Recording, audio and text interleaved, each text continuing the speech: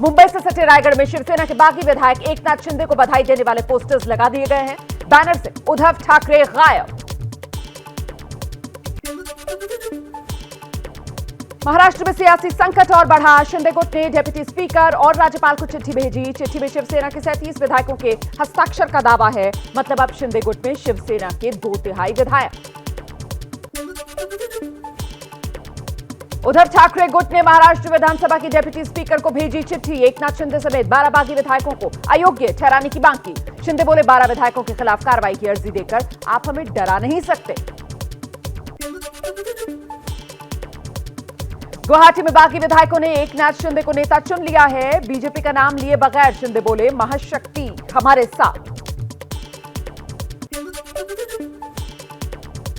शिवसेना के 2 और विधायक गुवाहाटी पहुंच गए हैं। 2 दिन पहले बागियों को मनाने सूरत गए रविंद्र फाटक ने भी शिंदे गुट से हाथ मिला लिया है। अब शिंदे गुट के साथ 46 विधायक।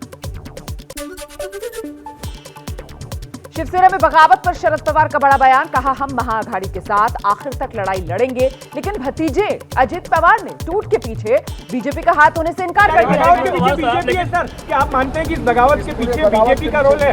अभी तक तो वैसा दिखाई नहीं दिया। आणि याला एकच उदाहरण मी सांगू इच्छितो की आता मी टेलिव्हिजनवर एकनाथ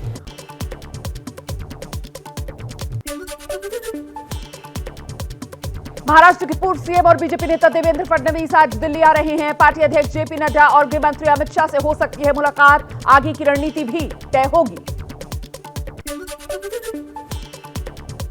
2 महीने पहले स्टेट इंटेलिजेंस ब्यूरो ने एमबीओ को खास तौर पर सीएम और गृह मंत्रालय को सूचना दी थी। शिवसेना के 10 से 12 विधायक सरकार से बगावत कर सकते हैं। हालांकि सीधे तौर पर एकनाथ शिंदे का जिक्र नहीं था। एबीपी रिपोर्टर जितेंद्र दीक्षित के सवाल, क्या इस बगावत के पीछे बीजेपी का हाथ है? पर अजित पवार ने कहा हमें ऐसा नहीं लगा। महाराष्ट्र में राजनीतिक उठापटक पर कांग्रेस की बीजेपी को चुनौती। प्रदेश अध्यक्ष नाना पटोले ने कहा बीजेपी अविश्वास प्रस्ताव लेकर आ जाए, हम महाविकास अघाड़ी के साथ खड़े हैं। बीजेपी महासचिव कैलाश विजयवर्गीय ने महाराष्ट्र संकट के लिए संजय राउत को जिम्मेदार ठहराया। कहा राउत के अहंकार की वजह से ही ये सब हुआ।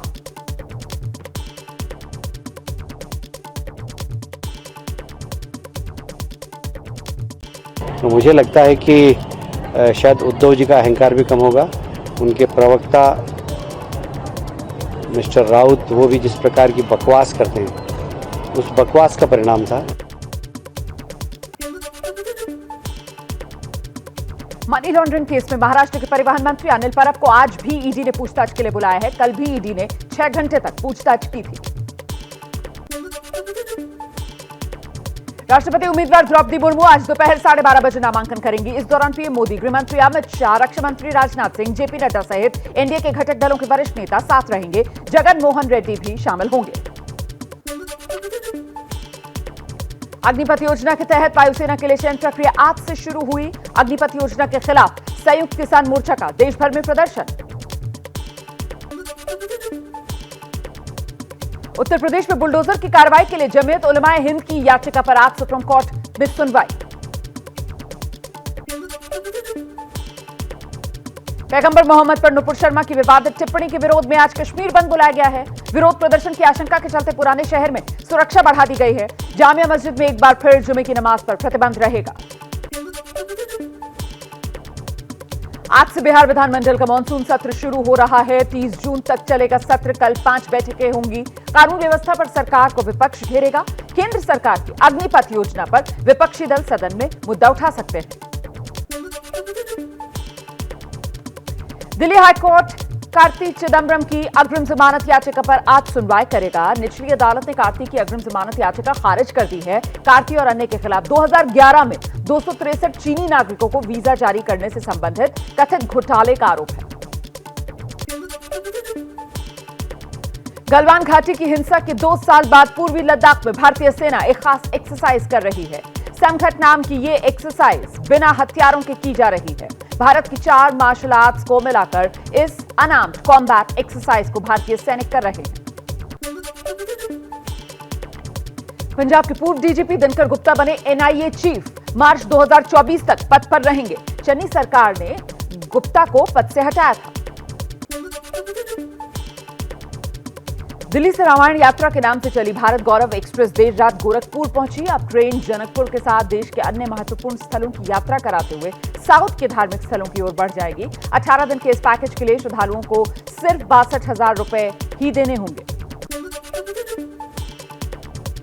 चीन में 14वां ब्रिक्स वर्चुअल समिट शुरू। प्रधानमंत्री नरेंद्र मोदी ने रूस के राष्ट्रपति व्लादिमीर पुतिन, चीनी राष्ट्रपति शी जिनपिंग समेत 4 देशों के प्रमुखों से साझा मंच किया। ब्रिक्स वर्चुअल समिट में पीएम मोदी ने कहा है, आपसी सहयोग से कई क्षेत्रों में हमारे नागरिकों को सीधा लाभ मिल रहा है। इस समिट के बाद ब्रिक्स संबंधों को और मजबूत करने के कई सुझाव निकलेंगे। सिद्धू मूसेवाला की हत्या पर गैंगस्टर लॉरेंस बिश्नोई का दिल्ली पुलिस में कबूलनामा। सूत्रों के मुताबिक 8 लाख में बुलंदशहर से खरीदी गई थी AK-47। हत्या की योजना पिछले साल शुरू हुई थी। सिद्धू मूसेवाला हत्याकांड में बलदेव उर्फ निक्कू को गिरफ्तार किया गया। हत्या से पहले रेकी करने के लिए केकड़ा के साथ गया था। अब तक 13 लोगों को गिरफ्तार किया गया है। मराठी अभिनेत्री केतकी चितले को थाने जेल से जमानत मिल गई है। केतकी को शरद पवार के खिलाफ फेसबुक पर कथित रूप से अपमानजनक पोस्ट शेयर करने के आरोप में 15 मई को गिरफ्तार किया गया था।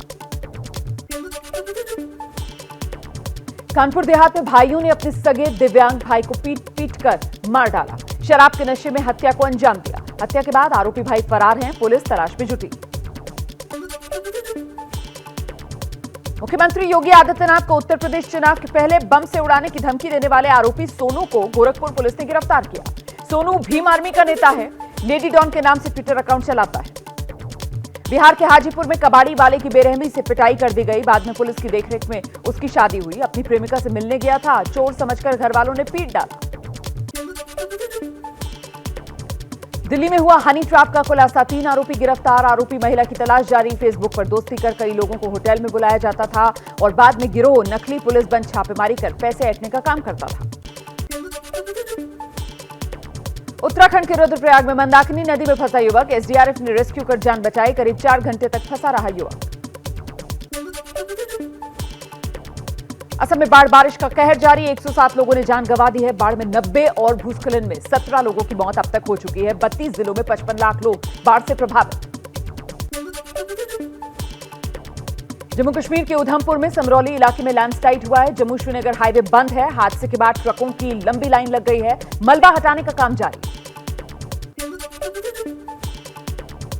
असम के कामरूप में बाढ़ में डूब रहे शख्स का एनडीआरएफ की टीम ने रेस्क्यू कर लिया। कामरूप जिले में बाढ़ बारिश के कहर से 2 लोगों की मौत हो चुकी है। असम के सिलचर में बाढ़ से हालात बेकाबू। शहर में सैलाब में डूब रही जिंदगियां। सड़क पर गाड़ियां डूबी हुई हैं। नाव चल रही है। एनडीआरएफ लोगों को पहुंचा रही है लगातार मदद।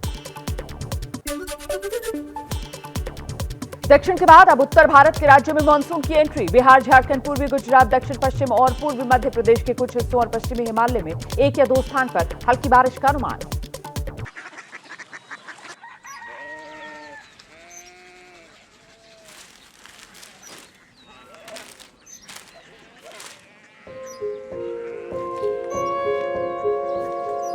बाबा बाबा कोरिया सिटी जानी ना।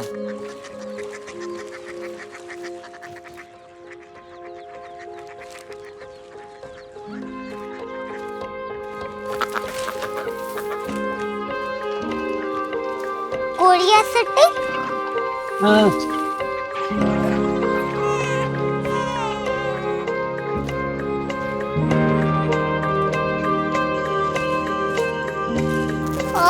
कोरिया सिटी कहाँ पे है? शहर अंग्रेजी लगे हैं।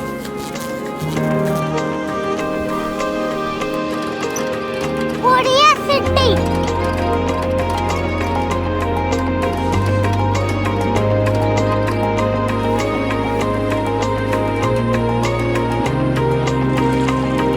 वो बहुत दूर है।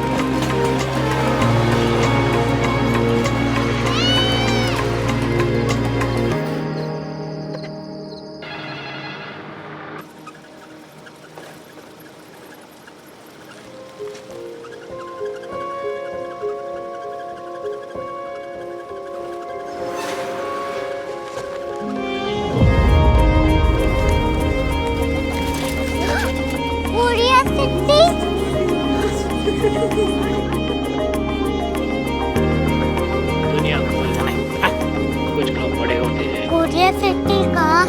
प्रोफेसर साहब को पता होगा। हो, ये छोटा वाला ग्लोब लगता है। और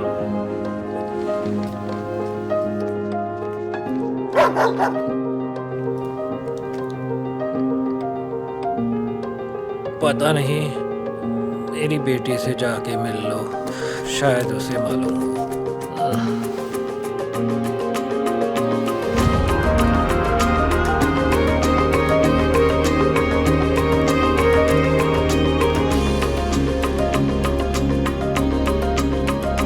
हाय, बाबा ने भेजा है। Come here. Korea city. Korea city नहीं, क्यूरियोसिटी। वो क्या? That's what brought you here. जो तुम्हें यहाँ तक ले आया। क्यूरियोसिटी।